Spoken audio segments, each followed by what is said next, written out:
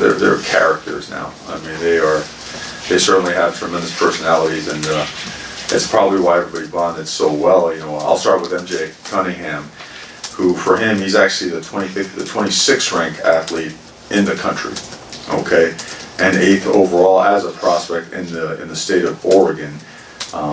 He was a first team All Portland League guy selection. Offers from UCLA, Utah, several others. He projects as a linebacker. He could play inside, he could play outside. I mean, he's a real versatile guy. I'm sure you've seen him with the ball in his hands. It's always good to see your linebackers and how they run. I was always a big fan of that ever since we were at Miami and we saw Ray Lewis run the football. We're like, well, that guy has really loose hips. He gets in and out of breaks really well, but when someone tries to tackle him, he splatters them. Well, let's make that guy linebacker. Well, MJ has the qualities to be a really, really good linebacker. Moving on to Travis Dye. Travis, 5'11", 180 pounds. We all know his brother. You know, Troy's done an unbelievable job ever since his arrival here at the University of Oregon.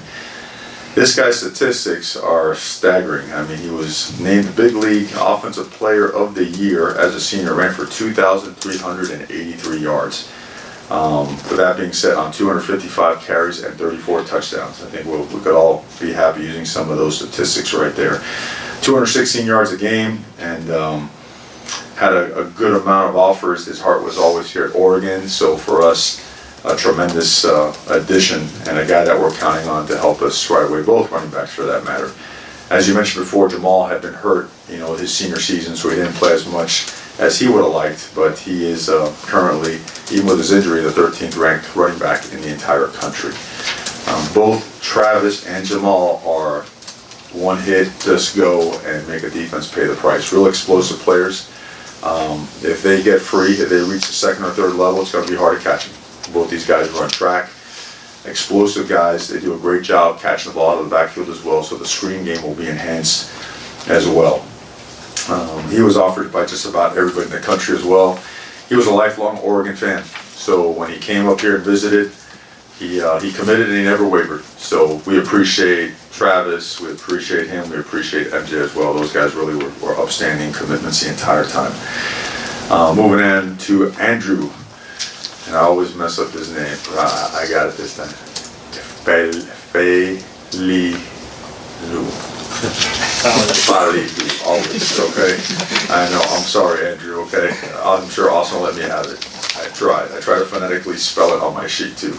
But here's a guy that really popped on tape his senior year. I mean, really, we knew he was a good player, and obviously we knew of his brother and the way Austin has developed this year, and the size and growth potential of Andrew. Andrew's already 6'3", 255 pounds. We feel he's going to be a 285, 95 pound defensive end, interior defensive lineman. And you know, they won the state game this year at Mater Dei. You know, they've certainly done a really good job over there. In that state title game, he makes 3 tackles for losses and 2 sacks against their opponent that day. He's going to play in the Polynesian Bowl. His motor and his explosiveness is what really attracted us to him. A guy that we felt could change things at the line of scrimmage like his brother. Really, really glad to have him as well. Can never have enough good defensive linemen. And Javon Holland out of Bishop O'Dowd, 6'1", 182 pounds. He's going to be one of your favorites. Tremendous personality. I gotta always mention that with him. He's something special. But he is a 14th ranked safety in the country, and overall he's the 153rd ranked prospect in the country. Special athlete, rangy, explosive, really good ball skills. Has also jumped on the other side of the ball. He played wide receiver for Bishop O'Dowd this year. I believe he had 1,000+ yards receiving. So gives you an idea of what a dynamic athlete this guy is, playing both sides of the ball. Maintains an elite level of conditioning so he can play both sides of the ball, and also accounted for 119 tackles, 18 pass deflections throughout his high school career. So Jamal going to be counted on for a lot of playing time early, certainly going to make an impact in the secondary. Adrian Jackson, #1 player in the state of Colorado. #1 player. 10.9 100 meter. Impressive. Okay, this is not a receiver now, it's a linebacker. 10.9 100 meter guy.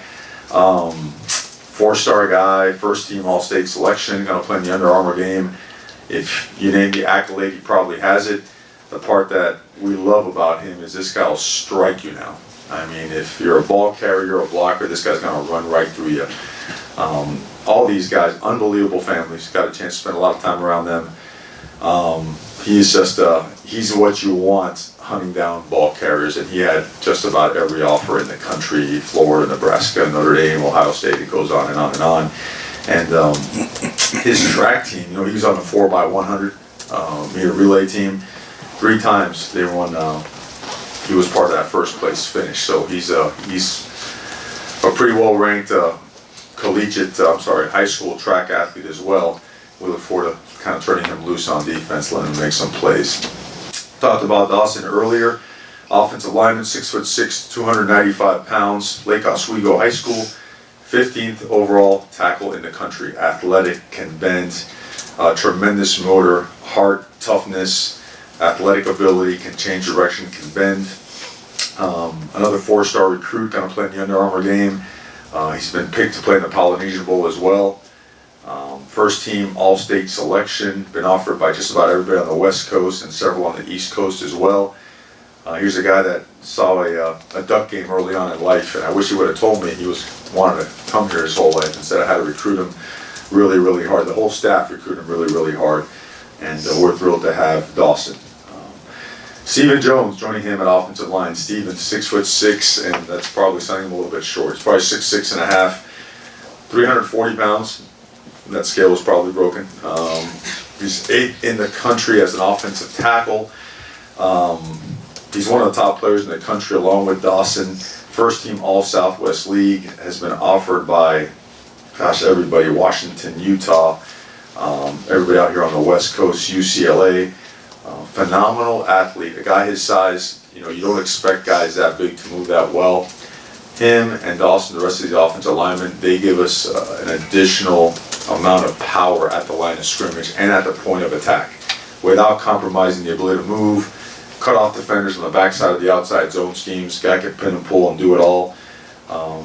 Excited about all these guys. Obviously, I'm going to gush a little bit more about the offensive linemen. This is probably the last time they get any credit, but might as well give them some while we can. And that moves us to Chris Randazzo, another guy. You know, these ranges, 6'6" and a half, 6'7", from Chino, California. I forgot to mention, of course, Stephen Jones from Chaparral High School. All these high school coaches do a great job with these guys. Chris is a 48th ranked tackle in the country. Don Lugo High School, all league as a senior, first team. Took his team all the way to the state final. Came to our camps, was really not a big name out in the recruiting ranking world, and he walks through the door, barely fit through it, and we put him out there on the field, and he started performing. And very uncommon, just size, speed, power, athleticism.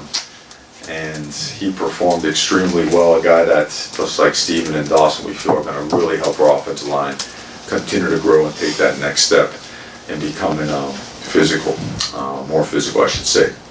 Okay, Tyler Shuck, 5th ranked quarterback in the country. I mentioned before, he looks a lot like our current guy. I think you guys know him pretty well. The top overall recruit in the state of Arizona. So again, credit to Marcus Arroyo, the rest of our staff. I really should mention all of them because everybody's involved in recruiting here. We all kind of have a hand in every single player we recruit, but the top overall recruit in the state of Arizona, overall 128 at any position in the country, so a top 150 guy.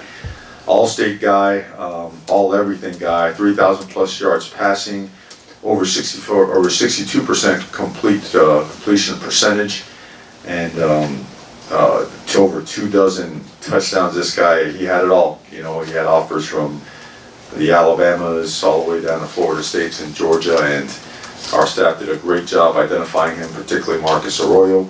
And when he set foot on campus, him and his family fell in love with the university, and we look forward to him being a staple to us and our program for a long time.